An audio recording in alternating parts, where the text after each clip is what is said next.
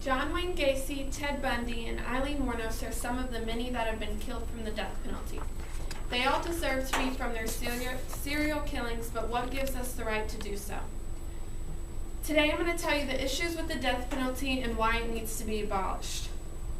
I've researched both sides of this controversy, and the need to abolish the death penalty is the stronger argument.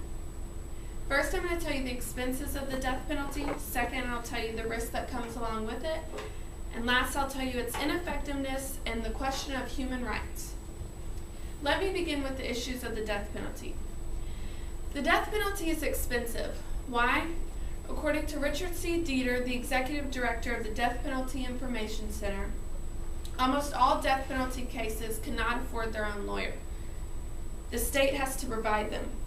The expenses included in the death penalty are legal costs, pretrial costs, jury selection, trial, incarceration, and appeal costs. For example, between 1982 and 1997, counties spent a shocking $1.6 billion on capital crime trials, according to Catherine Baker in her article titled "The Budgetary Repercussions of Capital Convictions." Therefore, all of the murderers who can afford a great attorney usually get off with their crime. For example, Casey Anthony and O.J. Simpson both had great lawyers. They both got off with their crime.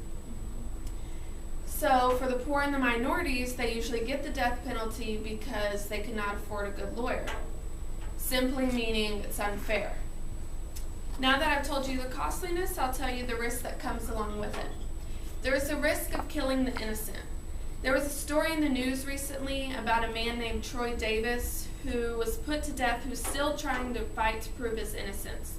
7 of the 9 witnesses that stated they saw Davis kill a police officer in 1991 recanted their original testimony. The appeal to the Supreme Court was denied, and Davis was put to death on September 21st, 2011. According to the Death Penalty Information Center, 138 people in 26 states have been exonerated from death row since 1973, with proof of their innocence. This proves that before the advances in technology, such as DNA testing, the justice system was and still is very capable of making mistakes.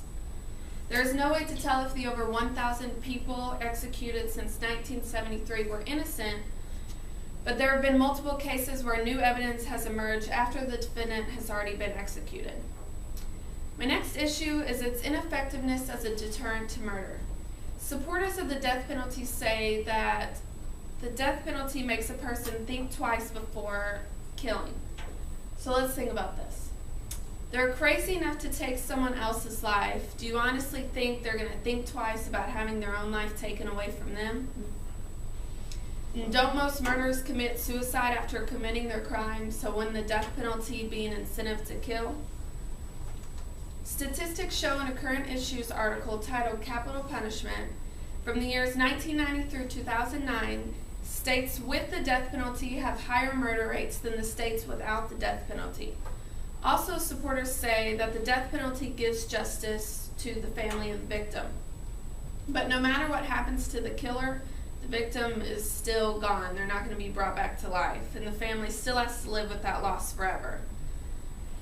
And whoever thinks about the killer's family, I mean, don't you think they have feelings too?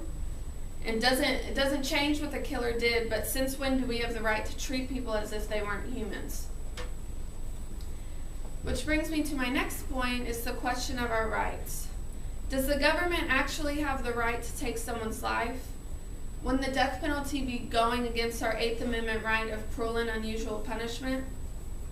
There is a pattern of racial bias in sentencing that is clearly unconstitutional.